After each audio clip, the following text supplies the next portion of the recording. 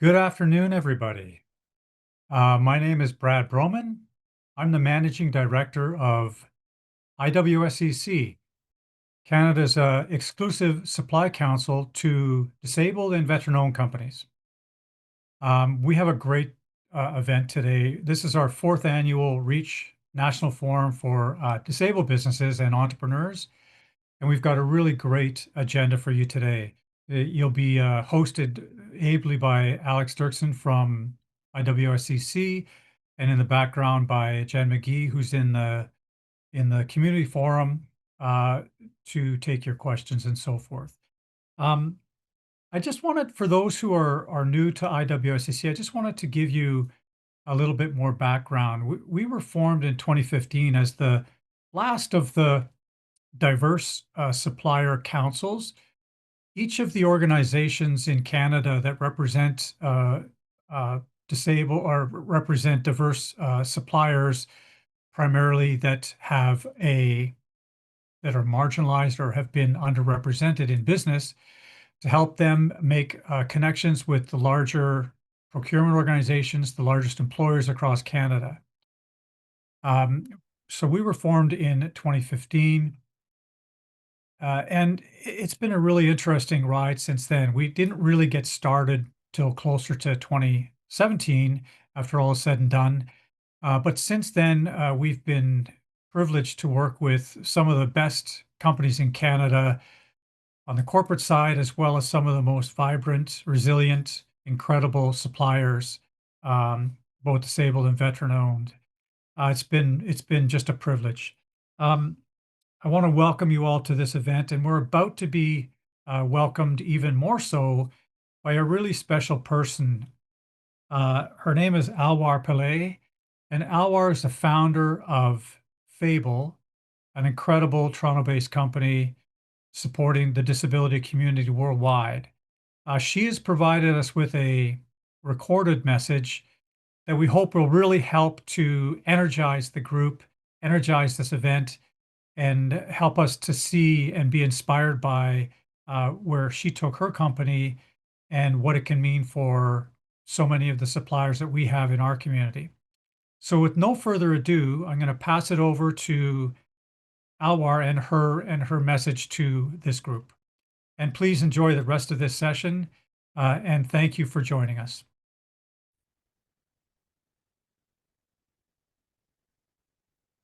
Hi, everyone.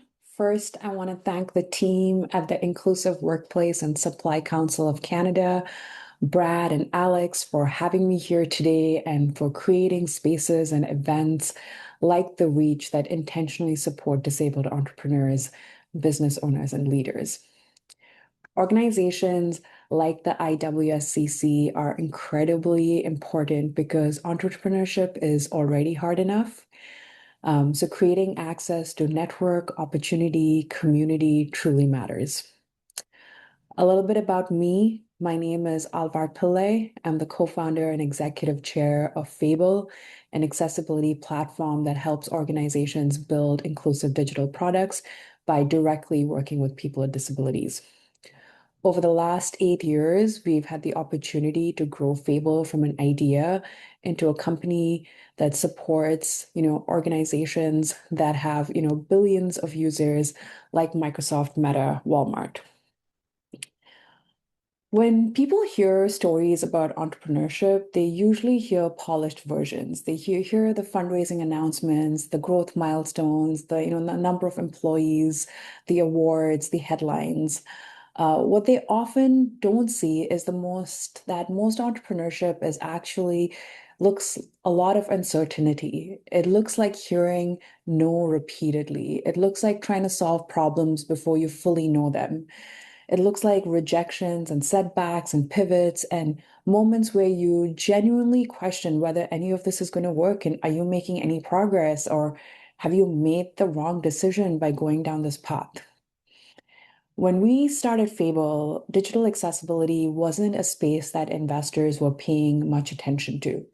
Many people saw accessibility as compliance requirements or charity work, not as innovation or business opportunity or business drivers. So we had to spend years educating the market on why accessibility actually could be a business opportunity and how it is fundamental to how you build products, build experiences, and better businesses. And I remember when we started Fable, the reason we started it is because when we looked at digital accessibility 8 years ago, we saw a lot of solutions, but the one thing that was missing was the voices of people with disabilities. So there were a lot of able-bodied people making assumptions of what an accessible experience is and putting it out there thinking that that works for disabled users. And we fundamentally disagreed with that. We thought it was really important to include the voices of the people who've been excluded, understand their needs and experiences. And by understanding them, product teams are going to be in a better position to build more inclusive experiences. And I remember we got to put this idea to test. We had a project really early on where we brought together developers and blind users in the same room. So we had developers developing pages, and as they were developing them and creating them, we shifted that to blind users who reviewed it and provided immediate feedback on what was working, what was not working, and what could possibly work. We successfully finished that project and handed it over to the client. And about 1 or 2 weeks later, we received an email from one of the developers who worked on that project in all caps saying, "I can't stop seeing accessibility issues." And that was an aha moment for us because we had fundamentally changed how this developer thought about building websites, what they thought was accessible. And the fact that they were now seeing accessibility issues everywhere meant that that engagement with a blind user really helped them shape their thinking and broaden their thinking. And that's what gave us the confidence that, okay, we do have a unique solution. We have a solution that customers and prospective customers are willing to pay for. And ultimately, this is going to be a better experience and have a big impact. So I think over the years, when I think about, my journey as an entrepreneur and what does it mean to be an entrepreneur, I think the job of an entrepreneur is not to avoid obstacles. The job is to continue moving despite them. And that's where I think disabled entrepreneurs bring something incredibly value to the business world.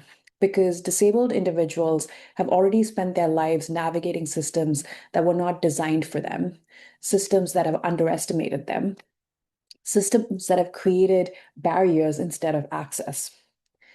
That experience builds resilience. It builds creativity, it builds adaptability, it builds problem-solving skills. And importantly, it creates deep understanding of where the world still is failing people. Some of the best innovations come from people who have personally experienced barriers and have decided that they were no longer willing to accept them as normal. I do want to be careful not to romanticize this. Disabled entrepreneurs should not have to succeed purely through persistence and grit. The burden should not always fall on the individual to overcome the systems that were never fully built inclusively in the first place. That's why organizations like the IWSCC matter, because ecosystem support matters, access matters, mentorship matters, investment matters, community matters. I want to lastly touch on something that is personally important to me, even just given the time that we are in right now. Um, I think we need more entrepreneurs in Canada. We need more people willing to take risks, challenge the status quo, build new ideas, and create opportunities, not just for themselves, but for others as well. Entrepreneurship is not easy. It can be financially, emotionally, mentally demanding. Most people only see the success, but behind every businesses there are years of uncertainty, sacrifice, and persistence. So to everyone here who has decided to build something of their own, I genuinely appreciate you taking that risk because time and again, entrepreneurs are the ones who push industries forward, who rethink broken systems, who create meaningful change in the world. And I believe especially we need disabled entrepreneurs helping shape that future because inclusive innovation leads to better outcomes for everyone.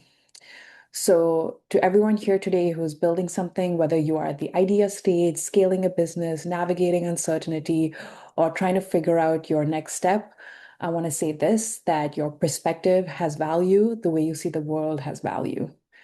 The future is built by people who are willing to question how things are done and imagine how they could be done better. And often those people are the ones who understand barriers most deeply because they've had to overcome it themselves. So, thank you again to the IWSCC for having me here today. And I hope everyone has an amazing event. Take care.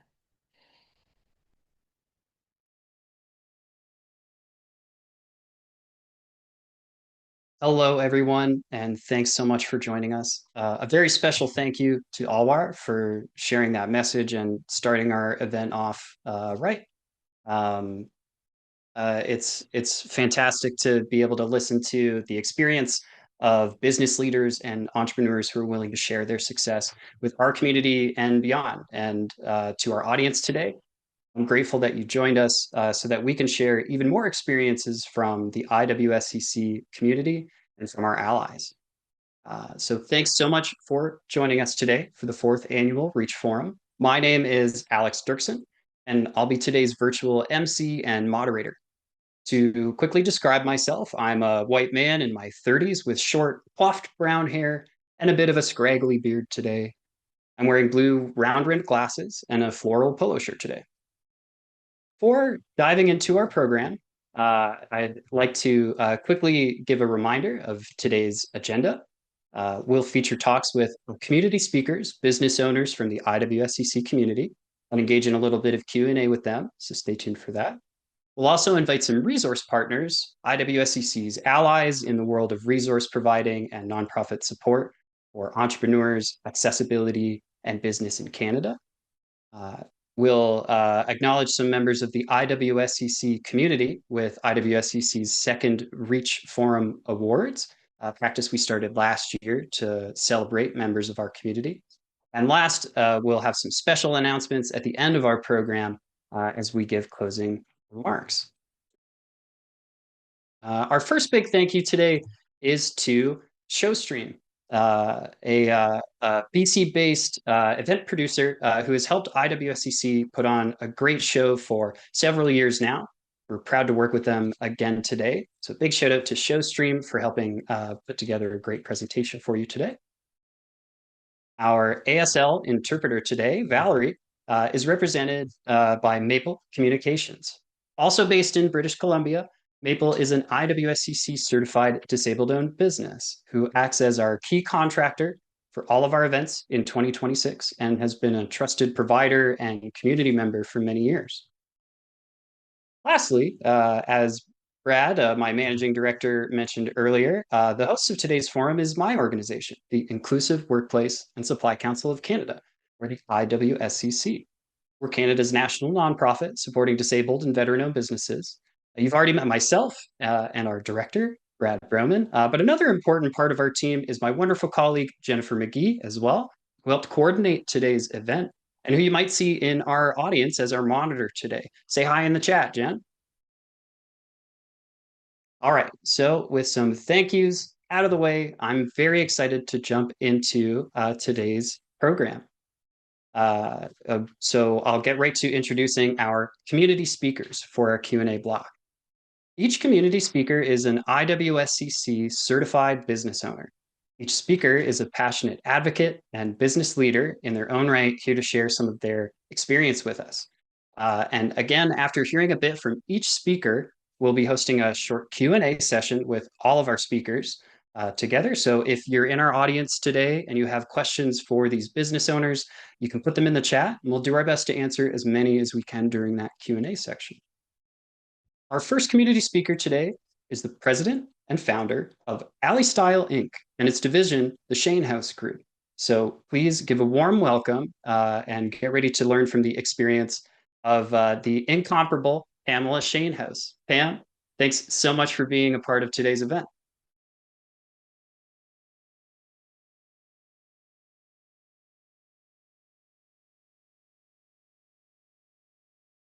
Hold it. Okay, can you hear me?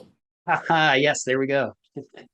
Okay, as long as you guys can see me, because I can't see me, but I know what I look like, so that's all, that's fine.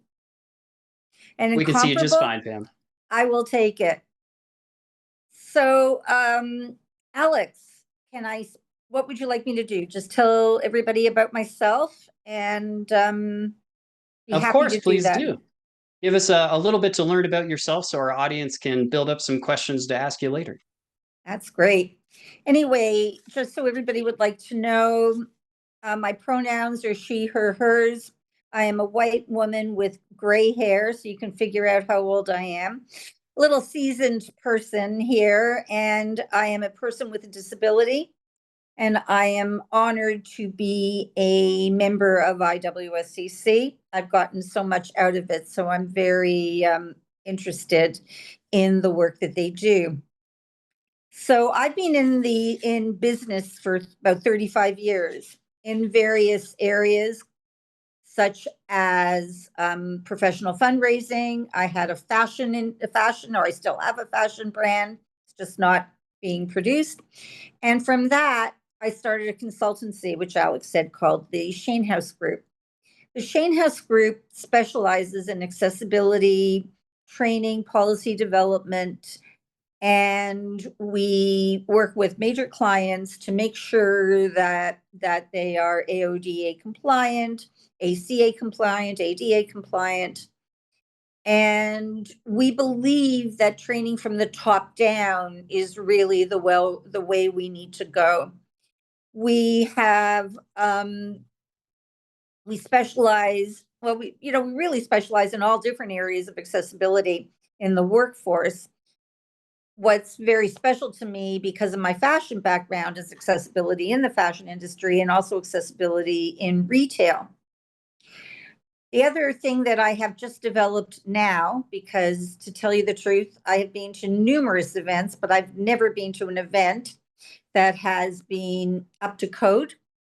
So we have developed a new global accessibility event accreditation program, which we have just launched. So we are thrilled for that. Anybody who would like to ask me questions about that, I would be thrilled to answer them. So I think I got it all. Oh, and I'm just finishing. I have just finished the draft of my book. Oops, sorry. I've just finished the draft of my book called my daughter passed away, believe it or not, it's 20 years at the age of 26. And the book's title is Daughter Dies, Mother Lives On. And that's me in a nutshell. And thank you for this opportunity. Of course, Pam. Yeah, we're thrilled to have you here today, and to give our audience an opportunity to learn from your experience. We'll pop some information in the chat so that if you'd like to visit Pam's website and learn more about the Shainhouse Group, you can visit them there. But also, Pam will introduce our next speaker. But if anyone in the audience has questions for Pam about the Shainhouse Group or about entrepreneurship, please pop those in the chat when we come And one back more together thing, in a minute. Alex, if you don't Of mind, course. please connect with me on LinkedIn. Absolutely, yeah. You wouldn't be an entrepreneur if you weren't doing the LinkedIn grind. So get on that as well. Stay connected, and yeah, if anyone has questions for Pam, when we come back together in just a moment for our group Q&A, we'll get through as many questions as we can. For now, we'll say a very brief goodbye until we bring you back, Pam, in just a minute, and we'll introduce our second community speaker. Our second community speaker from the IWSCC community is the current president and CEO of T.Harris Environmental Management, often abbreviated as THEM. Here to share his story and join us for a discussion afterward is John C. Fisher. So please welcome John, and thank you so much for being here today to share your experience.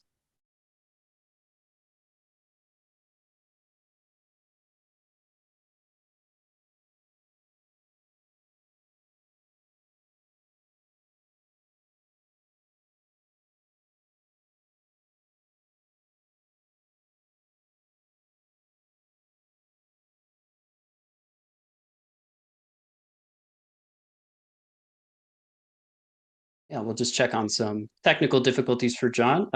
John, in the meantime, while we try to sort out maybe a bit of a technical hurdle, we do have a third community speaker. So why don't we'll investigate that in the background, and we'll invite our third speaker to introduce themselves a little bit early. So we appreciate your patience in that regard, so that we can bring John back around and learn from his experience as well. So last but certainly not least, of our community speakers today participating in our Q&A panel is the founder of Empowered Path Incorporated, Chantal Fraser. Chantal, to put you on the spot a little bit, if you're ready to introduce yourself and tell our audience a little bit about your journey as a business owner, the floor is yours. Thank you, Alex. Chantal Fraser, let me try that again. Chantal Fraser Nitsigatsun. Deutschland Otsnia Maga Quinty West Megwatsni Weken. Ot Pimsu Isqueonia. Ishkanaha Ma Keo Tande Chitotaiknia. So I introduced myself in Northern Michif because speaking the language of my people is an act of reclamation. So basically what I said is my name's Chantal Fraser. I was born in Germany because my military parents met while they were serving there. And I now live in Quinty West, also known as Trenton, Ontario. For those of you who would like a visual description, I'm in my youthful 60s. I have long dark hair that's currently in a braid with lots of glorious silver highlights. I'm wearing glasses because without them I can't function. And I'm wearing a gloriously purple, vibrant top because this is my favorite color. A little bit about me. In October 2011, I walked away from a car accident that totaled my car. As my vehicle flipped, time stretched, and I found myself hyper-focused on who would raise my children. While my husband is a wonderful man, I couldn't imagine him raising our offspring on his own. As I exited from my car from the rear passenger window, sustaining a few minor cuts and bruises, I knew that the time had come for me to become a veteran and pursue a new career. After 28 years in the military, I was eligible for an immediate defined benefit pension plan. That privilege allowed me to pursue something completely new, becoming an entrepreneur. When I founded Empowered Path, I had a one-line business plan to help everyone I had influence with reach their full potential through doing what I loved best in the military, speaking, training, and even writing if I had to. While I had my MBA, I likened starting my business to jumping off a cliff and figuring out how to use a parasail on the way down. From the beginning, I chose to say yes to what felt right and no thanks to opportunities that made my gut churn. I also referred the folks I turned away to colleagues.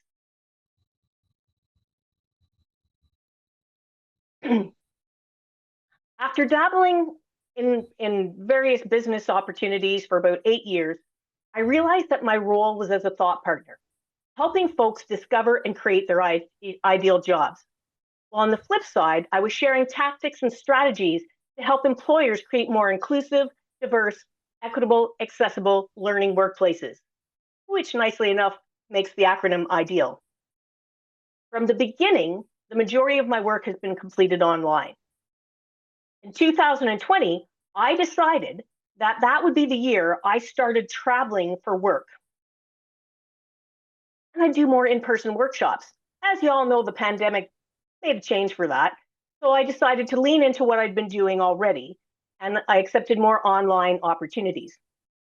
Now I'd like to step back for a minute and reveal that as a self-diagnosed autistic woman, I credit completing my degrees with the structure of military college. I believe that the military is an excellent career choice for neurodivergent folks because it provides structure and support while also encouraging initiative. If it hadn't been for military college, I probably wouldn't have a degree. I understand myself well enough to know that I hyper-focus on projects, and at the same time, I need enough variety in my business to remain engaged and productive. So I offer 4 different types of thought partner services through business. In December 2024, I once again decided that I'd like to do more speaking gigs, specifically to help more employers create ideal workplaces. I've learned that I work best when people supporting me are either neurodivergent or they know how to work with us. So with homework assigned by my autistic ADHD web developer and assistance from coaches, 2025 became a year of self-reflection and exploration. By the end of that summer, I knew I wanted to talk about cultivating safe spaces. The Cultivating Safe Spaces framework was created by Elaine Alec, founder of Next Meest Storytellers, Inc. She's a respected member of the Syilx and Secwepemc nations in British Columbia.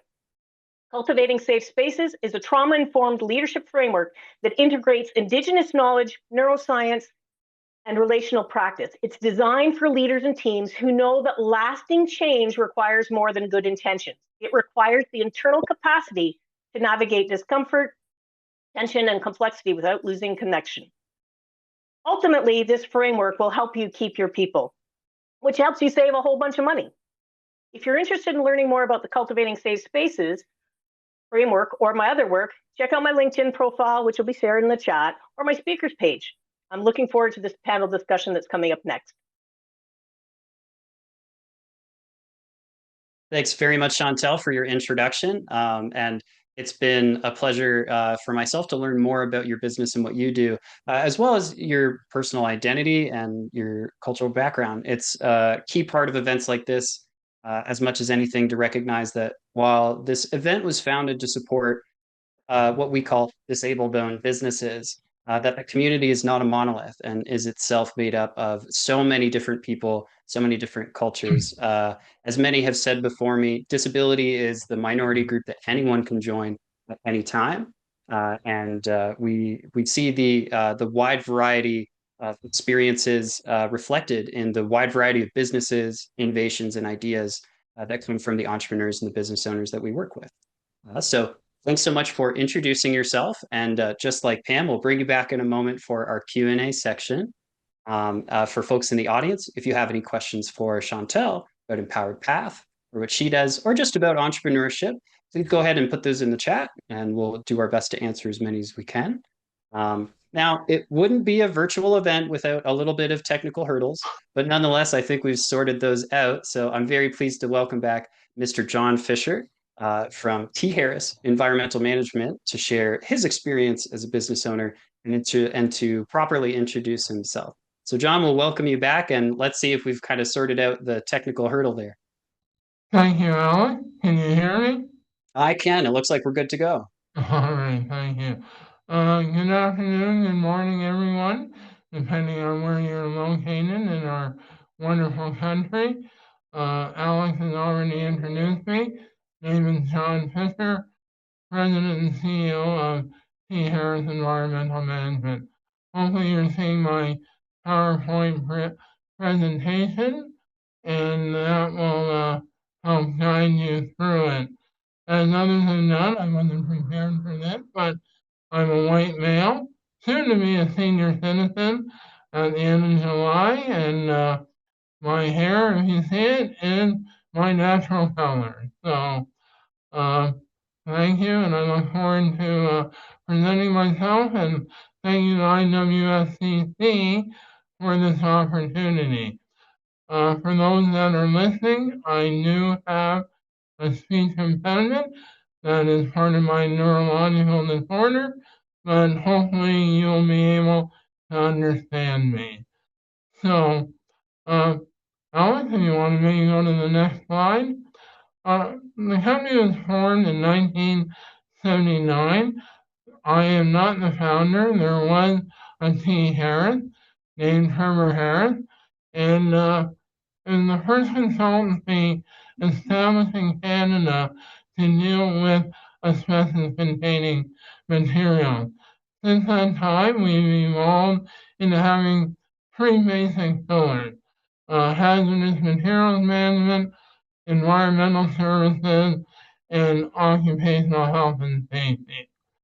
I've been around since 1989, and basically, I did not have a scientific background. I used to work for Revenue Canada, and one of my supervisors at that point in time said I was wasting my time in the federal government, and her husband was working with a firm and suggested that I join that firm.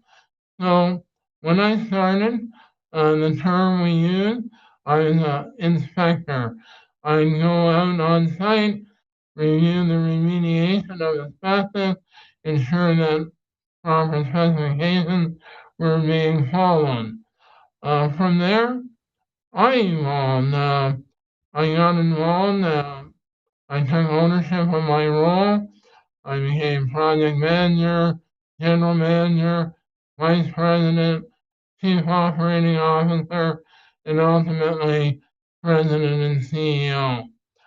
I was instrumental in diversifying our offerings, our service offerings, and Trevor was open to allowing me to run with it. So I was very fortunate in that respect. From a challenge perspective, it has been overcoming perception. I look different, I sound different. What I've found in my life is that unfortunately people look at people with physical disabilities and think we have cognitive disabilities, which is absolutely not true. And I've worked hard to basically overcome that. So my approach for that is just being honest, responsive, and developing a technical expertise during my time. Part of that as well was getting my MBA when I was 59 years old. And even that process took longer than usual. I started when I was 55 because when I literally the day I started my MBA, I took my mother in the hospital and she passed away a couple of months later. And I had to deal with other challenges that we all face. None are more important or less important than anyone else's. What you're experiencing, you experience, is what you do with those experiences that matter to me. So when I look at challenges, there's a lot of ignorance and discrimination. Uh, Even though this is known primarily as an affliction that women deal with, I have struggled with self-doubt and imposter syndrome. But what I have learned is that perseverance, self-growth, and resilience has been key to my success. When people know about me, and when one lawyer I know really well that described me this way is what he said he loves about me is that I talk behind people's back in front of their faces. I call it like I see it. Your friend, foe, family, you're going to hear what I think is the straight good. So that's who I am, and that's how I deal with life. I don't shy away from the challenges I face with. So, um, inspiration and values. I have a why not me attitude. I take a lot of pride now that we're certified as a disability owned business with IWSCC. Where I take more pride is in my team. We're very multicultural. I like to celebrate our ethnic diversity, our gender diversity. And on our website, you'll see all the languages we speak. Even though we're a firm of approximately 20 people, we speak 10 different languages, and that's on our website. If people want to speak to us in languages that they feel comfortable with, we're totally open to that. So, and professionally, you see in there the inspiration. We want to build healthier, safer communities. I've been involved in many boards. One of the primary ones is the Mary Center, where we supported adults with developmental disabilities. I've also been involved in an organization called Vital Canada, which is an organization devoted to advocacy for people with my type of neurological disorder. And I've also been a twice board member on a private club in Toronto. So I'd like to give back, and hopefully any questions that you have, I'll be able to answer them. So there we go. My final here is that I believe that having every brain in the game is what makes us better, and it's just not word speak. I despise group thinking or group thought. I want contrarian, diversified opinion in everything I do. Thank you for listening, and look forward to speaking to you soon. Take care. Bye. Thanks very much for being part of today's event, of course, John, and for sharing your experience. I'm really glad that we were able to sort out your technical hurdles, not just to include you in today's event, but to hear from your experience and your story. While Chantal and Pam are founders of their businesses, of course, like a journey for many entrepreneurs is joining an organization, becoming an owner through partnership or purchase, or just through shifts and developments in your career. So I'm really glad that we can kind of represent your unique experience here today too. The last page is the QR code if people want to reach out. So. Yeah, we'll share a link to T.Harris's website, just like for the Shainhouse group for Pamela Shainhouse and to Empowered Path Inc. for Chantal Fraser. Of course, if you do want to learn more about any of the speakers you see today, you can also go to our official event page at iwscc.ca/reach, where you'll be able to find more information about all of our speakers and links to their websites as well. So please do check those out, whether it's after today's event or in another tab, thanks to the benefits of an online event. So with that, as you can see, we'll bring our folks together. The Reach Forum is as much a space for dialogue and for sharing a unique experience. So I'm really thrilled to bring everyone together.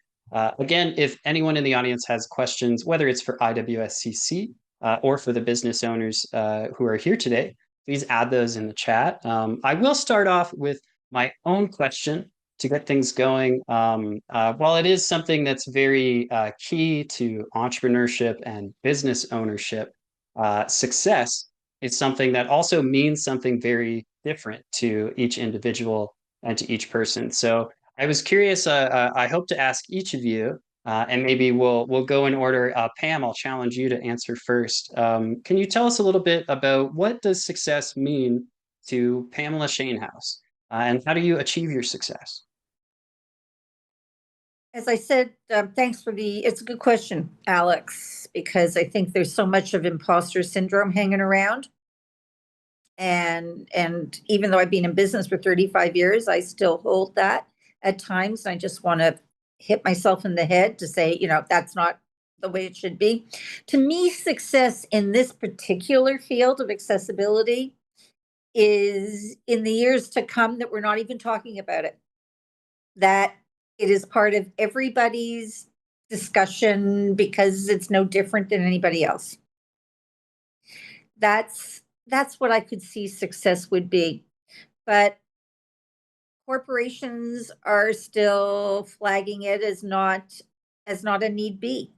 When it is absolutely a need be. If people cannot get into your offices, or if they can't get through the racks in a retail or any of these things, then you're not doing your business right. So that to me is what success would be. Certainly, here in Canada, persons with disabilities makes up, and in the world, 28%. At least, a quarter of people and growing. Not just as as we learn more about the hurdles that people face in everyday societies. So it's as much an economic opportunity to target accessibility, to welcome more folks into your doors. Well, I think, Chantal, can I just add one quick line to that? People don't understand that the demographic of disabilities is growing exponentially. People who have gone through cancer treatment, they have a disability. People who are getting older and need some extra care, there's a disability there. So again, it is one of the largest growing demographics. For certain, as a group that we do our best to represent, again, this term disabled-owned businesses, it's a question we get all year round is do I count as being disabled? Do I have a disability? And there's still kind of a great difference of opinion in that space, but at the same time, we hope that we can provide a community for folks. Chantal, I'll ask you the same question next, so that we can hear some different perspectives. How would you describe success to yourself or for your business, and how do you achieve it? Success for me is being able to lean into my gifts. And what I mean by gifts are the things that I enjoy doing and that I'm good at. And getting support for the things that either I don't like to do, or I don't want to learn how to do, or I'm just not good at. And being paid well all along while I'm doing that, while I'm leaning into my gifts, that's success. So getting paid for my value, right? And the value that I bring to others. It took me a few years to figure out, well, first to accept that I could pay others to help me do the things that I'm not good at. Now, 14 years in, I've got a great support team, and I am purposefully a solopreneur. So my support team are a bunch of other small businesses. So the printer that's 6 kilometers down the road from me, the web developer who I mentioned earlier, who's, I met her 11 years ago and have been wanting to work with her for years, right? We finally started working together in 2021, and she gets me, right? It took me 3 tries to find the right virtual assistant who is a real human that I've met, who lives about an hour away from me. So I value working with people that are, most of the people I work with are in Canada. Only one of my coaches is in the Netherlands. Everybody else is in Canada, because I believe that part of success is investing in our communities so that other entrepreneurs in our communities can thrive. And at the end of the day, when we can all discover ways to thrive, then we're having success. Okay, can Absolutely. I just stand up and applaud that answer? That was really good. Thank you. You read my Yeah, mind. for sure. They say it takes a village to raise a child. It seems like it takes a village to run a business as well. It really is a community effort. Whether you are, Chantal, in your case, whether you're a solopreneur who is working with other contractors, or in John's case, running a large organization that employs many people, you create a real community around yourself that creates success. And benefits sort of like that, achieves success together, and shares a real mission. But I don't want to speak for you, John. I'd love to hear your answer to the question as well. So for yourself, or for T.Harris, how would you define success, and how do you achieve it? Well, thank you for that. For me, I identify as a servant leader. So what that means is that I put my team first and try and support their needs, because if they're happy, then my clients will be happy. And if my team and clients are happy, ultimately I'll be happy. So my perspective is that we have a mantra at our company that we treat our clients as friends, because you never let a friend down. And I try and embed that in all facets of my life, with my family, with my friends, and with my team. Um, I want my success is based on their growth, both personally and professionally, while they are with me. And that as a small firm, we have been an incubator for other companies in getting them, they take our team from us and they offer them maybe when they perceive to be more. But also knowing that when they leave my company, that they are ambassadors of my company. That if they go out there and speak highly of me and my company, then we've done a good job. That they haven't left for any reason than what they perceive to be their own professional growth. And I take a lot of pride that we hear back from a lot of them that they may have made a mistake in leaving, or they now realize after they left the benefits of working with me. And that's the other thing. My team works with me. They don't work for me. And that's part of that servant type perspective I take from a leadership perspective. And that's what success looks like for me, is engaging my team to be well informed and happy both personally and professionally. Absolutely. I think what you said really connects with well, I mean the idea of community, and you really speak to something that I hear from so many entrepreneurs in our community and beyond, which is just that as you achieve success, there's always this desire to start to create success for others, to kind of build up this snowball effect, and to have an effect on community. I want to connect something that you said as well about, when your people are happy, you're happy when you treat your staff well or your clients well, your business does well. Cam, I want to connect that with something that you said earlier about large organizations, or the accessibility journey here in Canada, that really highlighting the importance of it, because ultimately it's not just about client base. As we lift people up in our communities, more success is achieved. We do better, we celebrate better, we start great businesses and they thrive. So when you Absolutely.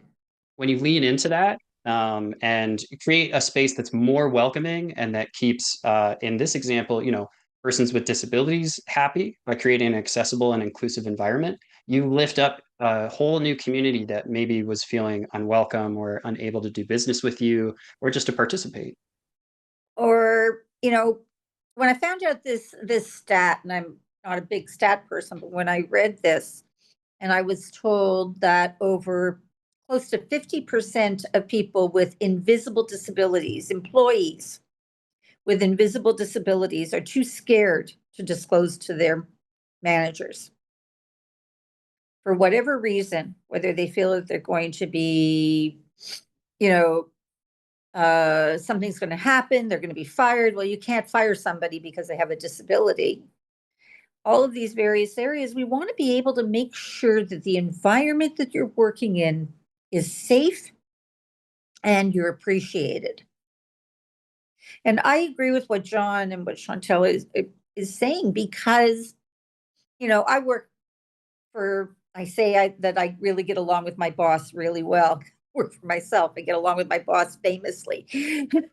But when you've got other people within your community, they're only going to make you look good. Like, I don't micromanage when I've got other people working with me, because I know that I've hired the best that are going to turn around and make me look damn good. So why would I? Absolutely. This actually, it does lead into another question I hope to ask, or at least it's very similar. I'd love to hear advice, of course, for other business owners, but maybe in this space, and Ken, you said a little bit about it already, but I'd love to hear your opinion. Maybe we'll switch up the order a little bit. And Chantal, I'll ask you first. As someone whose business is about creating safe spaces and inclusive environments, what advice would you have maybe for someone in the audience who is considering business ownership, or is just someone who is in this demographic, folks with invisible disabilities, folks who maybe don't identify with the term disability, but face barriers in their day-to-day life, and don't feel comfortable disclosing it, or embracing it. Not everyone is comfortable doing that. So as an expert in cultivating safe spaces, what advice would you have for someone who feels uncomfortable disclosing that they're a person with a disability in their professional life? First, I think it's really important that we acknowledge that it's not always safe to disclose if you have a disability, right? So let's just get that right out there. there's language you can use that can help give people hints that you have a disability without disclosing you have a disability, that can help people learn how to work with you better, right? So the first thing is to understand yourself fully, because when you understand yourself, then you know which situations you're comfortable in, where you feel safe, where you feel you can best share what I call gifts.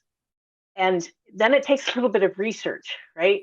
Finding those organizations that not only say they welcome disability, but if you're, for example, a job seeker and you're going to apply for a job somewhere, and you look at somebody's job portal and they say, instead of saying, tell us if you need accommodations, they say, here's the list of accommodations we regularly offer, which would you like? Right?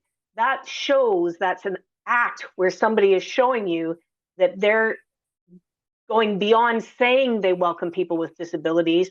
They're actually offering accommodations for you to pick from, which can be really a welcoming feeling, especially if you're afraid to disclose you have a disability. The other, I'm shifting a little bit here because I want to share a bit more. A young adult I know has a disability and has been applying for jobs for the summer.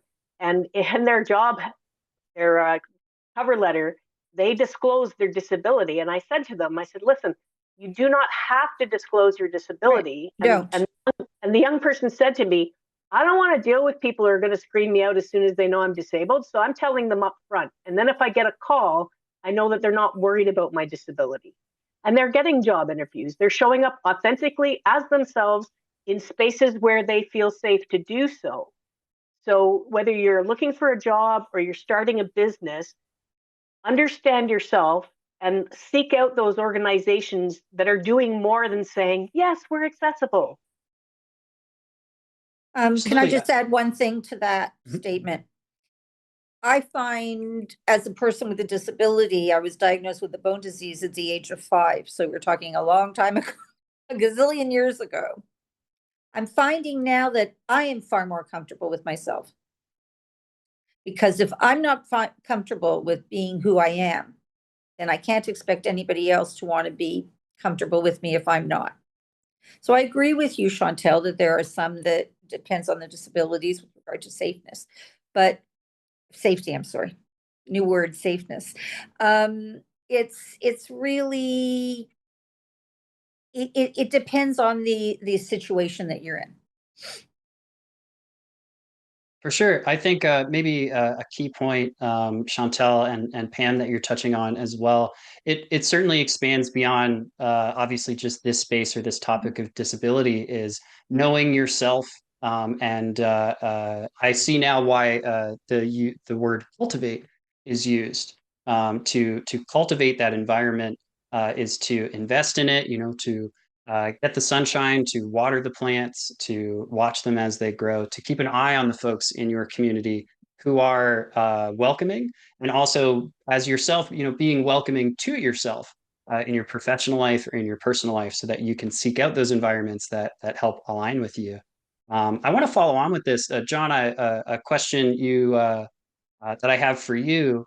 You mentioned earlier that, like, throughout your own experience and through your time with T.Harris, that T.Harris as a business has really cultivated not just an inclusive environment, say, for persons with disabilities, but a very multicultural environment, and one that's accepting of new ideas.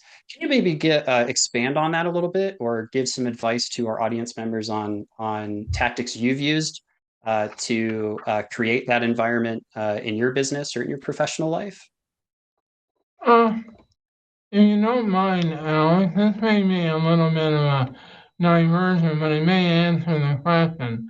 I wrote something that deals with this in a quasi way and about the community. So if you'll give me some latitude, I'd like to read it to you, if that's okay. Yes, of course, please do. Okay. As a dreamer and someone that believes in the human spirit to overcome adversity, I do think that collectively in general, and the business community in particular, can make the lives and enrich the vitality of their companies better if we have every brain in every brain in the game that Jack Welch, the founder of my MBA, has found. This can be achieved by working diligently to overcome biases by understanding that people with physical disabilities, whether visually or non-visually identifiable, have the cognitive ability to add so much to the texture of a company in both subjective and objective ways. In addition, Jack Welch also believed that we all possess a generosity gene that should be used more frequently. I would posit that an engaged, motivated, and inspired business community provides the mechanism to allow these two mantras to come to fruition. So that's what encapsulates what I'm trying to do. That people have biases about people with different abilities, and we can remove those biases. So when people come into my company and they're looking for a job, I try and remove as many biases as possible and look at them as an individual and the qualities they possess, whether they're going to meld well into the culture I'm trying to develop here, and then let it take its course from there. But having preconceived notions is very detrimental, I think, to building that inclusive workspace where everyone does feel comfort in being able to give the perspective and keep coming back to this, having every brain in the game. I hope that answers what you were asking. I think so. You make an excellent point that really, echoes what we've been talking about so far. Trying to remove those biases from yourself and give an honest opportunity to the folks who connect with you, who maybe apply for, whether they're, applying for jobs, you're recruiting for new team members, you're at a networking event and you're meeting with potential new partners. You are out on the street and just chit-chatting away, and you never know where a new opportunity might come, whether it's connecting with folks in your business, in Pam, in your case, whether it's sharing your experience by writing your book or growing your business to a larger national or a multinational size, or Chantal, whether you're connecting with the folks right down the street who you've always wanted to work with and you've just been waiting for the right moment. All of these opportunities seem to kind of come from that same space of knowing yourself and being open to yourself, your strengths and your weaknesses. Chantal, you mentioned a piece of advice that I've heard so many entrepreneurs give, which is knowing your weaknesses is as much a strength as anything else. Working with folks who can do the things that you can't do, or even that you hate to do as an entrepreneur, is a way to kind of accelerate everybody's success. It's not always, the being a solopreneur still usually doesn't mean that you're all alone in it. There can be a community of other folks around you who help build things up. And now I have Chantal, and John. I didn't have them before. That's great. Excellent. I mean, I love to hear that because that's what the Reach Forum's all about. So thanks so much for saying that, Pam. Unfortunately, we only have so much time in our program today. So while we do have to bring this section to a close so that we can introduce some more exciting folks to share their side of this space, I'll ask maybe one more lightning round rapid fire question of each of you, which is, John, maybe we'll start with you to keep changing things up. If you could give a quick piece of advice, something that you wish you knew, or just a general hot tip for entrepreneurs in the audience, what advice would you give? They have to persevere and they're going to experience a lot of failures and challenges, and you got to keep your eye on the future and be dedicated to your vision, and you'll get there. And Chantal, I'll ask you next. What piece of quick advice would you give to any, whether they're a hopeful entrepreneur or an active business owner in the audience today? I want to build on what John shared. yes, you're going to experience failure. When you experience that failure, it's an opportunity to learn how to do things differently the next time. So don't think of failure as crushing. Think of failure as a learning opportunity. Fantastic. And last but certainly not least, Pam, if you could give your past self some advice, or you can give the entrepreneur of tomorrow a hot tip, what advice would you give? Yeah, I would give them the hot tip of to believe in themselves. If you do not believe in yourself, you might as well not start. Okay. And the other really hot tip is never use your own money. If you're starting your own company, do not use your own money. So we'll seek out investment. John will persevere.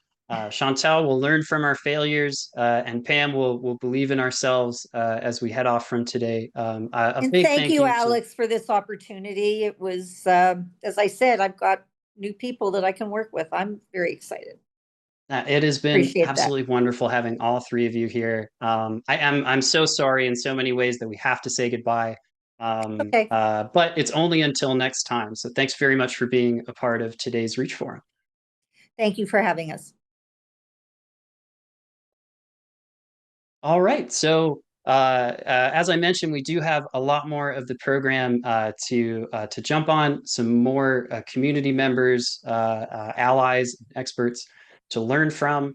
Although the Q&A is over, if you have questions for our business owners, you're welcome to pop those in the chat. We can always do our best to keep folks connected.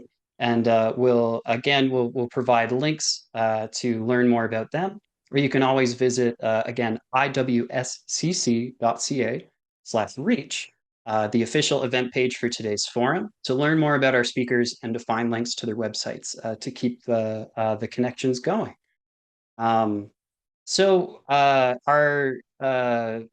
IWSCC community in general, we're a community for business owners, of course, but it extends beyond that. There is a space that we want to create that's not just for us, but for our allies as well. IWSCC has this mission of support for veteran-owned and disabled-owned businesses. But we're surrounded by other organizations across Canada who share our mission, who have overlap in those values, and who we want to connect with and support. And so I'm really excited to welcome two forward-thinking organizations, our allies, that share that mission of support and success for entrepreneurs with disabilities. Just like our community speakers, I'm going to invite each of them to share a bit about themselves, and then we'll sit together for some Q&A. So if you have any questions about the resources you're about to learn about the IWSCC, or again, about our business owners, we can always do our best to provide answers to those, whether it's today or in the future. So our first speaker, representing accessible and inclusive support for accessible entrepreneurship in Canada, is Brandi Butts, here to tell us about Community Futures BC and their accessible entrepreneurship program. Brandi, I'm so thrilled to have you join us for the second year in a row. We got a little sneak peek of our second person there, but we'll hold off on Neha for just a little bit longer. Brandi, I'm so thrilled to have you here again this year to tell us about all the ways that your program is growing and supporting entrepreneurs. Thanks so much for being here today. Thanks for having me. Hello, everyone, and thank you to the IWSCC for the invitation to be here today. My name is Brandi Butts, and I started my career as an entrepreneur with a disability. When I sold my business, I went back into the employment arena, and I am currently the project manager for accessible entrepreneurship services with Community Futures British Columbia. My pronouns are she and her. I have blonde hair currently, and I'm wearing a black and white polka dot glasses and a black floral print blouse. I'm joining from my home, which is in Salmon Arm, and it's located on the traditional and unceded territories of the Secwepemc people. A little bit about Community Futures. We are a national organization. It's a network that supports small business and economic development in rural and Indigenous communities across BC. In addition to our regional offices, we also deliver provincial programs that serve entrepreneurs across all of British Columbia, both urban and rural, including those provincial programs of the Entrepreneurs with Disabilities program and our Export Navigator program. Through accessible entrepreneurship services, we focus specifically on reducing barriers for entrepreneurs with disabilities and improving access to business support systems. One of the things we've learned we will be going on our 30th anniversary next year in 2027 of delivering this program. So through the learnings, the accessible in entrepreneurship is not just about accommodations. It's about designing systems, services, and supports that recognize people build businesses differently, learn differently, communicate effectively and differently, and they navigate barriers differently. There's not a one-size-fits-all. And one of the best things we've learned is that accessibility is something has to be done with intention and with practice on a daily basis, and not just in one area, but in all areas. Our work includes one-to-one business coaching, accessibility-informed entrepreneurship supports, resources, digital accessibility initiatives, partnership with other organizations such as the IWSCC, anything that we can do to help move entrepreneurs from the idea stage to that sustainable business growth and even to succession planning. A big part of our focus right now is in modernization. So we're working on building more inclusive and flexible approaches to entrepreneurship that support and align with the accessibility legislation, lived experience, and the realities many entrepreneurs face today. I'm most proud of seeing entrepreneurs gain confidence throughout our program in spaces that they have not necessarily felt welcome previously or understood. And sometimes success is a business launch, it's increased revenue or hiring staff, but sometimes success is someone feeling seen and supported and capable of pursuing an idea that they had almost given up on. And I think that level of success is more important than anything. We also know that accessible entrepreneurship has a broader impact. When entrepreneurs with disabilities succeed, communities benefit from innovation, local economies develop, employment creation, and perspectives that are often missing from traditional business spaces. Partnerships like this matter because no single organization can remove barriers alone. Collaboration between business support organizations, disability-led initiatives, procurement partners, and community networks is what creates the true meaningful change. For anyone interested in learning more about Community Futures and the Entrepreneurs with Disabilities program, I'm happy to connect after the forum. And thanks again so much for having me here today. Yeah, thanks so much for joining us, Brandi. We'll pop that link in the chat to find more information about Community Futures BC. And of course, just like our community speakers group, we'll bring you back in just a sec, see if anyone has any questions about your program. We'll do our best to answer as many as we can. So we'll see you in just a minute. Thanks. Also here today to share about her organization and how it's accelerating accessibility in Canada is Neha Khurram, representing Access to Success, an innovative accelerator here in Canada, accelerating accessibility. So Neha, can you tell us a little bit more about how Access to Success is supporting entrepreneurship? Absolutely. Thank you, Alex, and thank you all the speakers so far. It's been really great learning about everyone's efforts and their journey so far. So I am Neha Khurram. My pronouns are she, her. I am the program lead at Access to Success. You can find out more about us at accesstosuccess.ca. We are a Canadian nonprofit offering support to founders globally. And we focus on disability innovation. So we are primarily interested in solutions that support the disabled community. So any type of invention or initiative that is advancing accessibility is something that we're excited about and want to support, whether it's for profit or nonprofit. So applications are now open for our accelerator. So if you are an entrepreneur working on a solution that can support the disability community, we would love to hear from you. You can apply at access2success.ca/accelerator. It's a pretty short application. We're really just looking to see, early traction, so early success. Maybe you're at the idea stage, but it's a very compelling idea and you want to give it a serious shot. So we welcome founders across different stages of business growth. And to show, or just to share a little bit of the history about us, we're on a mission to enable everyone. We believe that a world designed for everyone is a world better for everyone. And so, as a leading global accelerator, we champion the people, ideas, and technologies creating a more accessible future. Whether it's funders or founders to disability leaders, we bring together change makers redefining what's possible for people with disabilities and ultimately for us all. I know that I'm speaking to primarily entrepreneurs with disabilities in the room. However, you do not need to have lived experience in order to apply. We also welcome allies who are working on solutions in the space. Maybe they have a family member, maybe they have other experiences or a passion to serve the community. And so we're quite open in terms of the profile, so long as you have what we call design partners and access to people who can inform the invention or solution that you're building. And if you don't have that community, that's also another space where we could help is making those introductions to design partners. And so up till now, the companies that have gone through our accelerator have impacted a cumulative of 2 million people with disabilities across all the initiatives launched to date.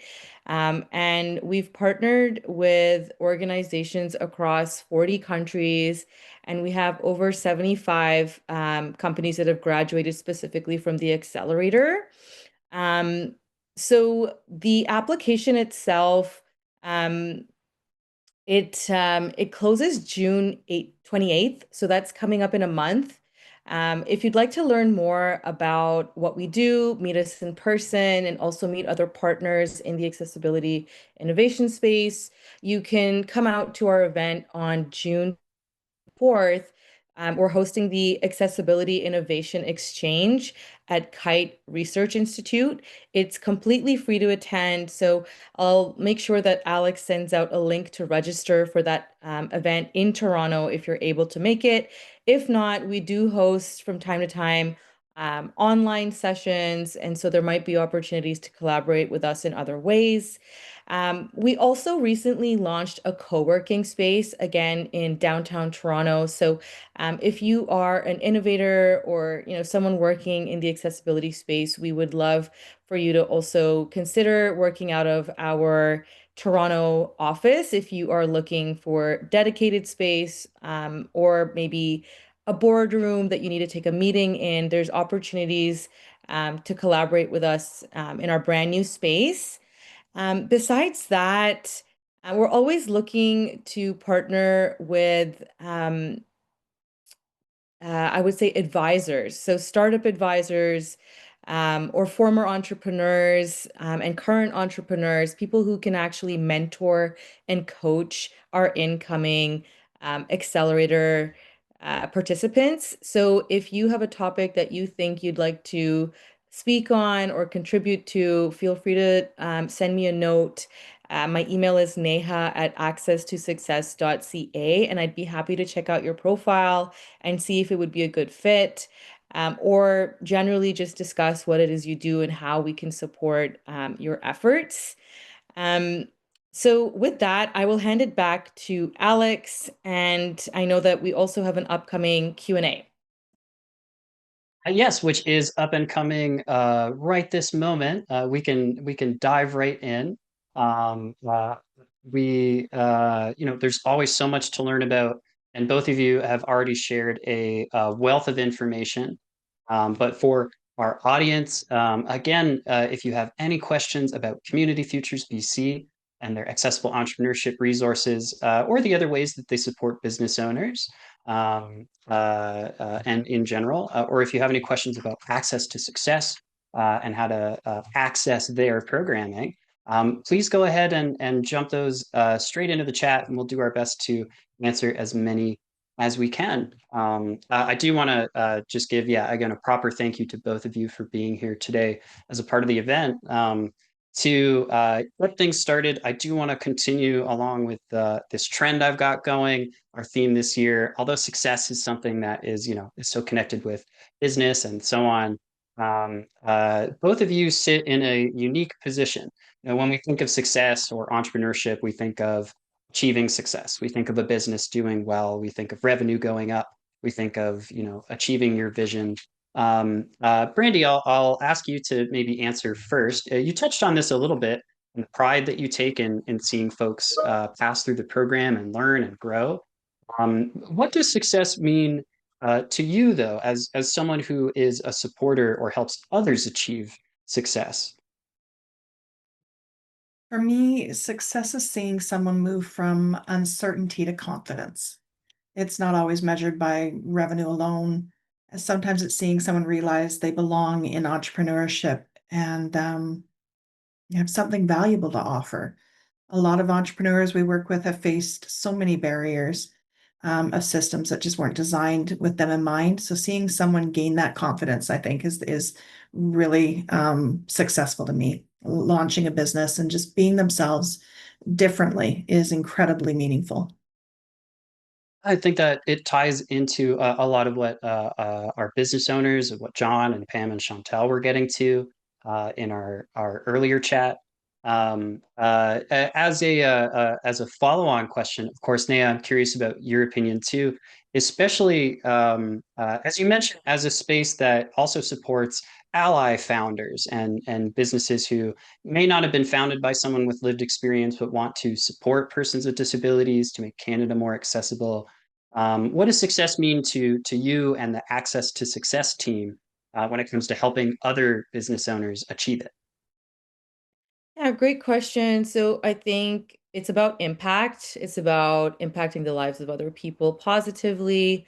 And really just going back to our mission to enable everyone. And I think that success just comes through some of the tangible results are, um, working with members of the community, solving unique problems, finding creative ways to think about solutions. So I think it's not always about a dollar amount, but it's really the number of lives impacted, and just creating a world that's better designed for everyone, and just leveraging everyone's lived experience to um, inspire better ways of designing, whether it's products, services, new ways to approach business. There's a wealth of knowledge in this community that I think we all benefit from. And I think someone earlier said this as well. So really, that to me is success, is just also being able to listen and learn from each other. Absolutely. I think that's always been my pleasant experience since I joined the IWSCC. The number's always going up, but I think it's been about 4 years now. It's been a pleasure to meet with and learn from so many business owners, but also to learn from professionals like yourselves. Neha, I'm thrilled to have you here, and we've connected and welcomed you to the Reach Forum for the first time this year. But I think even in our engagements, there's such an eagerness to connect, to learn from each other. And Brandi, I know I can say in my personal experience that I have already learned from your experience, and I'm grateful for that opportunity as well. Then to follow on from that, when it comes to learning from others and learning from experience, um, uh, Neha, I'll keep my trend going. We'll flip the script a little bit. When it comes to, you mentioned that like the priority is sort of impact on people and not necessarily revenue or dollars. Is there a particular challenge that comes to mind that you have seen business owners face that are going through the program, whether it's a common one or a unique one that just kind of really struck you, that your program was able to help someone overcome. And have you kind of, is there an experience you've learned from that you might be able to share with us today? For sure. I think there's a few different issues that come up that may, feel familiar to a lot of entrepreneurs in the room. One is funding, right? So as much as success looks like impact, of course, money matters, and oftentimes, it's a barrier to get an invention off the ground. So we're really proud to offer a program that's completely free and non-dilutive, so we don't take any equity. And we also have $50,000 in grant funding. So we award up to 10 of these grants that amount to 5K each. There are some stipulations on having a 75% participation rate and a few other things. But, that's one way that we're able to remove some barriers to at least support and seed um, funding for some of the participants in our accelerator. The other barrier, I just think that there's so much to learn. You set out to solve a problem, you have a great grasp on who you serve and what you've created, but you might not know much about fundraising, you might not know much about hiring or all these other skills that you need to learn to be a successful entrepreneur. So that's where our coaching and our programming and our mentors are invaluable. That's another way that we try to break down that barrier. Um, Lastly, you might have heard me talk about design partners. So, especially for some of our entrepreneurs that may not actually have lived experience, they could benefit from the hive mind here, So, having those peer connections or design partners to help co-create or build a solution or test a solution is invaluable as well. So, really looking forward to grow our partnership with IWSCC. Yeah, for sure. We're of course looking forward to growing our partnership with you as well. And of course, definitely a resonant lesson to learn or some barriers to recognize. Again, it touches on what Pam and Chantal and John spoke of earlier. In terms of Pam's advice to find ways to spend someone else's money, that there are programs out there like Access to Success that can help great ideas and inventors access funding, but also the idea of including unique experiences, the sort of the community side of running and founding a business, that you don't need to go it alone. There is so much to learn. And it's thanks to resources like yourself and Community Futures being educators and opportunity creators. Brandi, I'm curious about your opinion too, especially because you have seen both sides of the equation as a business owner yourself, and now as a supporter of other business owners. Is there a common barrier or a lesson that you learned in your own experience, or that you see reflected in the business owners who you support today, that you can maybe share a little bit of a lesson learned from? The biggest lesson learned is that you can't separate the entrepreneur and the business. And we find that a lot of traditional business coaching focuses on the business challenges, marketing, human resources. But if you don't consider the intersectionality of the business owner and how that builds into the business, it does not support a strong foundation. Many people are navigating more than one barrier at the same time. We just had a client go through a program recently who did phenomenally.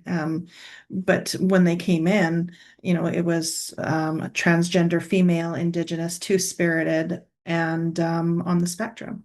So that's if you took any of those pieces of their identity away and just focused on the business, we would be doing a disservice. I've said before, you really can't apply a one size fits all. You have to take the time to get to know the person and the business. And without that, you just can't support properly. Certainly, and supporting ourselves in that sense too, knowing yourself and being willing to understand yourself as an entrepreneur. Ultimately, you make a very great point. There is so much to learn, and at the same time, there can be a real focus on the hard skills, on how to run a business, how to start a business plan, what is your exit strategy, how do you write a capability statement, how do you engage in procurement and submit bids and write RFPs. And all of these are valuable skills for a business owner. But ultimately, an entrepreneur is a person.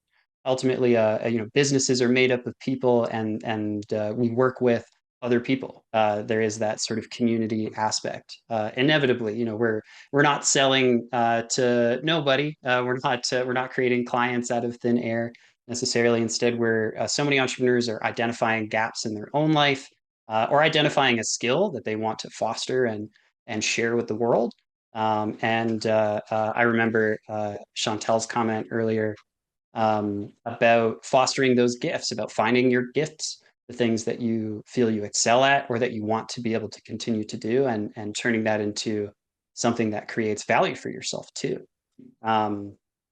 My next question is maybe a little broader, but also a little personal. Brandi, I know you touched on this a little bit, but I hope to hear you unpack it a little bit more. When it comes to your work and Community Futures BC, in the last year or in the last little while, like what are you most proud of that you've been able to accomplish, and where is Community Futures BC headed next? Yeah, I think it's the modernization. It's understanding that, when this program started 30 years ago, we didn't have the legislation in place that is now there. So the Accessible Canada Act and the BC Accessibility Act. So really focusing on the lived experience, the legislation, and ensuring that Community Future stays relevant and accesses all the new technology and abilities that are being presented, being able to teach things like AI ethically, and using it as an accessibility support for entrepreneurs, understanding that it can be a great tool to, level the playing field. We're working towards long-term systemic inclusion rather than one-time solutions. And I'm also really proud of the work our team does every day just to support entrepreneurs in practical ways that are human-centered and adaptable to individuals' needs. We take a very holistic approach, and I'm really proud of that. That's fantastic, and I honestly, I just really appreciate you sharing that. Neha, I have the same question for you. When it comes to all the progress Access to Success has made, and the success you've helped others achieve, in your experience, what do you feel most proud of that you've accomplished so far, and where's Access to Success headed next? Great question. So I think first off, just the fact that we've built a legacy over the past 7 years. So this is going to be the 7th cohort that we're welcoming. Well, applications end June 28th. The program kicks off in August all the way to November. So, just creating that annual program and supporting more entrepreneurs year over year, and also growing our corporate sponsorship list. So we have partners such as HP, eBay, Toyota Mobility, and other partners over the years that have supported the work that we do, and really also open doors for the founders in our network. So that's something that we're really proud of. And then you may have heard me talk about the co-working space. That's a very recent initiative. We just opened that space up first week of April of this year. So, we're looking forward to bringing that community together and actually having physical space to host events. And we know that meeting space can be so expensive and out of reach for a lot of entrepreneurs. So we're hoping that we can make it a bit more accessible and affordable.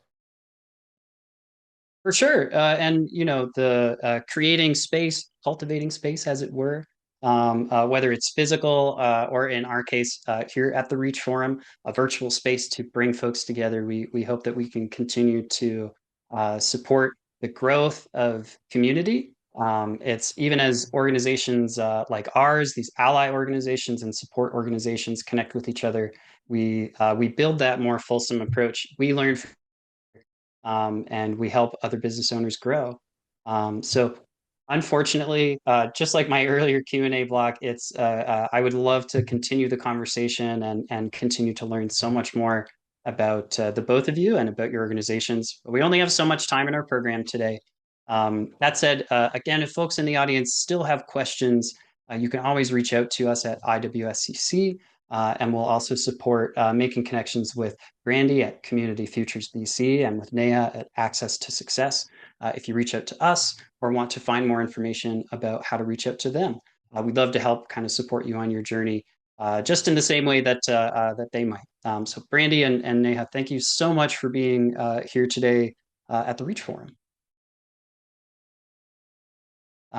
So again, by creating stronger relationships between supporters, business owners, and purchasers as well, another side of the IWSCC community, we can continue to lift up more entrepreneurs, support accessible and an inclusive economy all the way across Canada.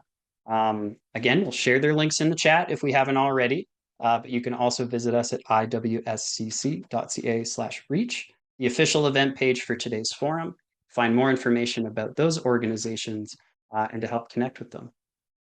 The last section of our program before we say our goodbyes is one that's near and dear to IWSCC's heart. For the second year out of 4 Reach Forums, last year was our first year doing this, we'd like to invite everyone here today to celebrate some members of our community with the 2026 Reach Forum Awards. Again, so last year, it was our first year doing this, so we're really excited to acknowledge some more fantastic community members. I'd also like to give a quick shout out to the wonderful team at ProWorks Engraving and Signs. They're an Alberta-based IWSCC certified business who is once again helping us supply each award winner with a fine glass award. We have a lovely picture here of Brad, Gail, and their furry friends who make up the ProWorks team. So thanks very much to ProWorks for supporting Reach today as well. The Reach Forum Awards represent 3 key parts to our community and to the ecosystem that works to help more Canadian disabled-owned businesses achieve success. Those awards are the Community Impact Award, the Corporate Member of the Year Award, and the Certified Supplier of the Year Award. Our first one, the Community Impact Award, celebrates a person or an organization who is elevating entrepreneurs with disabilities in Canada. This award was created to acknowledge our allies, the nonprofits, the charities, the resource groups, the hardworking supporters who sometimes go unnoticed in the big world of entrepreneurship. Last year's award was given to an individual, Mr. Jonathan Marriott, whose dedication was represented by an incredible list, truly, of organizations, boards, advisory groups, and more, demonstrating the incredible impact that even one person can have. This year's winner is an organization. IWSCC is a national group, and we work to partner with allies all over Canada, big and small, who are forward-thinking, inclusive, accessible, and dedicated to making meaningful change in their own neighborhoods. As a resource providers who have partnered extensively with disabled entrepreneurs to greatly advance and expand their accessible entrepreneurship program, IWSCC this year is really proud to recognize Community Futures British Columbia as this year's Community Impact Award, a big surprise to Brandi. Congratulations to them, to Brandi, who's here with us earlier today, and to the whole team. Although Community Futures is a wide-reaching organization that operates in a lot of parts of Canada, we felt that we really wanted to take an opportunity to recognize the work that their BC crew, that the branch over in British Columbia has put in to demonstrate the meaning and the value of providing accessible entrepreneurship resources. We really think that it's worth celebrating the work that they've done, not just to expand their program, but to do it by learning from community members, by giving them opportunities to share their voices, and as Brandi said earlier, to create a more fulsome opportunity for folks who may face unique barriers to nonetheless achieve success. So congratulations, Brandi, and congratulations to Community Futures BC. Our next award is IWSCC's Corporate Member of the Year. For those who are joining us today who are new to the IWSCC, our corporate members are large purchasing organizations, which can be a bit of a mouthful, but they're big supply chains and big spenders. Our private corporations, crown corporations, governments, academic institutions, anyone who has an opportunity and the drive to invest in Canada's disabled-owned business community. They work with us year-round to connect with business owners, and to the point of this award, some go above and beyond to support other initiatives in our shared mission. Last year's winner was the City of Toronto. We were really proud to acknowledge Toronto's supplier diversity team for the straightforward, result-producing activity of working with our businesses and beyond. Connecting with them throughout the year, providing them with the resources they needed to participate in their supply chain, and doing the good old-fashioned work of working together, the City of Toronto achieved some great, real, tangible results. This year, like Community Futures BC, we're acknowledging a corporate member who we believe is truly forward-thinking. This organization has really rapidly advanced their strategy to include more disabled-owned businesses in their supply chain, to make their working environment more inclusive and accessible to Canadians with disabilities, whether they're employees, clients, or contractors. And they've also gone beyond by partnering with us at the IWSCC and other organizations by investing in exciting new initiatives, business platforms, and accessible and inclusive community spaces for Canadians with disabilities. For their dedication and their willingness to invest in the future, we're proud to announce that this year's Corporate Member of the Year, PricewaterhouseCoopers, or PwC. So big congratulations to the PwC team. And please stay put for our announcements at the end of our program, and we'll tell you a little bit more about some of the initiatives that they're supporting as well. Finally, last but certainly not least, here at the IWSCC, of course, we are a national business community for disabled-owned businesses. Our certified suppliers are our core community. They are businesses that are majority owned, operated, and controlled by Canadians with disabilities. This award recognizes business leaders, but more than that, it's our opportunity to celebrate members of our community whose success has created a snowball effect, growing and growing into success for other businesses like theirs, for their peers, for their allies, and for their communities, a big running theme we've been talking about today. Last year's winner was Learnability Educational Solutions. Based in Nova Scotia, Learnability is, in our eyes, an educational juggernaut who provides accessible, inclusive, and specialized educational programs for all ages. Whether it's strengthening the entrepreneurs of today or supporting the young business leaders of tomorrow, Learnability has you covered. This year, our winner is a business reaching forward into the future and backward in time. Founded by a passionate advocate and second-generation entrepreneur, this business has a journey that reflects the experience of so many of our community members and a lot of what we've been talking about today. You encounter hurdles in your own life, and so you become an advocate. You meet roadblocks as an advocate and a person with a disability, and so you become self-employed, merging together your gifts, your career skills, and your life experience. Your voice grows, you begin to create success for others, and your self-employment journey evolves into founding a business, employing others who encounter similar hurdles, who share your vision for overcoming them, for yourselves, for others, and for your community through your work. What started as a personal journey has expanded into something so much bigger, driven by a desire to help others, create change, and achieve success. So I'm very excited to announce that this year's Certified Supplier of the Year is Accessibrand. Based in Ontario and founded by Jolene McDonald, Accessibrand is an accessibility-first marketing and design firm whose Every opportunity is rooted in creating employment opportunities for Canadians with disabilities, educating on accessibility and inclusion in all its forms, and channeling their success into a future of opportunity for others who share their experience. We share their vision of the future too, and so we're really proud to celebrate them this year. So one last time, I'd really like to congratulate all three of this year's winners. We're so excited to be able to share in the celebration with you. A big round of applause for Community Futures BC, PwC, and Accessibrand. Now in our second year of announcing these awards, honestly, one of our biggest challenges as an organization is, of course, choosing a winner. We're so proud of these organizations, but they aren't the only forward-thinking, success-achieving organizations in our community. You got to meet a few of them today. That's why this summer we're also publishing interviews with business owners in our community as part of a digital journal we're calling the Reach Success Project. This digital journal project will be celebrating Canadian disabled-owned businesses all summer long. So if you'd like to read more about our award winner, Accessibrand today, or other great businesses in the IWSCC community, give us a follow on social media, on LinkedIn, Facebook, Instagram, or X, or check us out on our blog at our website, iwscc.ca, for updates as we start publishing those articles in June.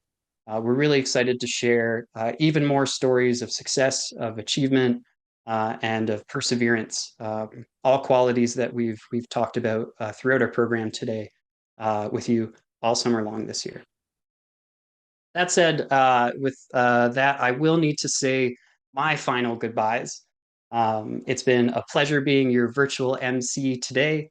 And as usual, for the fourth year here at Reach, I'm Alex Dirksen, and I hope that you all have a wonderful rest of your day. I'll be handing things off to Mr. Brad Broman, our managing director, for a couple key announcements and to say our goodbyes. So Brad, the floor is yours. Great. Thanks, Alex. And thank you to everybody who participated today, the speakers, the forum, the panels. They were all excellent, just excellent, and so inspiring for everybody, whether you're already an entrepreneur, small business owner, or just thinking about it. This is a community that is incredibly supportive across the board, across the country. And there's a lot that we can do together as part of IWSCC and beyond. I just wanted to share before we leave three separate announcements. The first one has to do with an event that's happening outside of IWSCC, but we are a proud community partner. And that is an event that's being put on by Access Now. It's an organization I work with very closely, and so I'm proud to announce that on June the 6th in Toronto at David Pico Square, right by Roy Thompson Hall, the second annual Access Fest will be hosted there. It's going to be an incredible event with world-class music headlined by ex-ambassadors and all representation of people with disabilities, arts, culture, deep conversations, and it's going to be a fantastic event. It's been built by and for people with disabilities, but everybody's welcome, of course. And it's free to anybody to attend. There'll be special transportation available. Look into it at Access Fest and Access Now. The website's there, and please attend if you can. It's a week from Saturday. So June 6th in Toronto, weather's going to be fantastic, I hope, and it'll be a great, great night. Secondly, I want to touch on an initiative of IWSCC that we've been working on for a while. Again, it fits with the theme that Alex has been talking about today about how IWSCC sits as part of a larger ecosystem. We want to support those companies across Canada that may not be eligible to be certified, they may not be fully disabled owned, majority disabled owned, but they are clearly supporting the growing accessibility and inclusion movement in Canada. With the passing of the Accessible Canada Act, many of our corporate members and other organizations have come to us saying, hey, do you know somebody that does X or Y? We're on our journey. We need help in our digital strategy. We need help in our employment strategy. We need help in our built environment strategy. There are a lot of unbelievable businesses out there, small businesses mostly. Many of them are disabled owned, but many are not, that are lifting up the country simultaneously. And we want to give them an opportunity to be part of this community as well. So we're putting out a call for companies to register with our accessibility marketplace. It'll be an easy to find directory for corporate members and others to get to know these companies that provide these important services that, again, as I say, lift the accessibility experience of the whole country. And my last short announcement is about InReach. Previously in the Reach Forum, this was an initiative of where IWSCC is a founding member and kind of a pilot organization for a software that's been built by two a disabled-owned company and a other certified company to help corporations reach those certified suppliers who are part of a supply council. This is going to take those Excel lists and other lists that are sent to the corporations each month and put them in a very easy to read, easy to search platform. It used to be called Diversity Match. It's been expanded to include a lot more different suppliers, but primarily focusing on certified or diverse suppliers, and it has now been renamed InReach. Alex had alluded earlier to some work that PwC has done. PwC is the pilot corporation for this software that's being tested right now. And other corporations that are within the IWSCC family are being asked to also join in that piloting. And it's almost ready to go live. All of our suppliers will get the early invitation to join InReach and expand your reach towards those corporate members who are looking for fantastic suppliers for their procurement needs. So PwC, as I said earlier, is the pilot on this and is helping us with some of the technical aspects of it. Adaptability Canada, which is a disabled-owned company, is leading the architecture and the build. PwC is also a major sponsor of Access Fest, and so I'm very thankful for the relationship that we have with PwC and the extent to which their leadership in their accessibility journey is benefiting these small organizations that are also trying to help.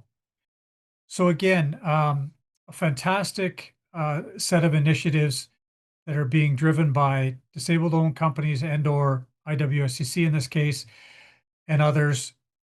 Together, we're stronger. And that's the message, I think, for today, both with the supplier community as well as with the extended family of accessibility and inclusion with these support organizations. We are stronger and better together. Again, thank you so much for your time today. We're finishing a few minutes early, which is nice. Give you back 10 minutes of your afternoon. But really exciting times ahead. And we're so thankful for you to be part of this journey with us. Thank you, Alex, for your moderating. It was fantastic. Thanks, Jen, in the background. I don't know if there are any questions we want to answer now, or whether we're going to do that offsite. Alex, maybe you can answer me that question. Yeah, we didn't get, Jen's been working hard helping answer questions that are about the IWSCC specifically. So we don't have any key ones from the audience at this time. But of course, I'll say one more time, hey, it's my last chance to say goodbye to everybody. If anyone in the audience does have any questions about the IWSCC or any of the incredible folks you saw today, www.iwscc.ca. You can find us there, or shoot us an email at info@iwscc.ca, and our team would be happy to connect with you with the right team member, and maybe help support your entrepreneurship journey too. So please don't hesitate to reach out if you have more questions after the event today. And again, thank you to our partners at Maple for the ASL and to ShowStream for the incredible technical support. Again, it's always a team effort. On behalf of IWSCC and our team, Jen, Alex, myself, thank you so much for your time, and we'll see you again next year. Bye now.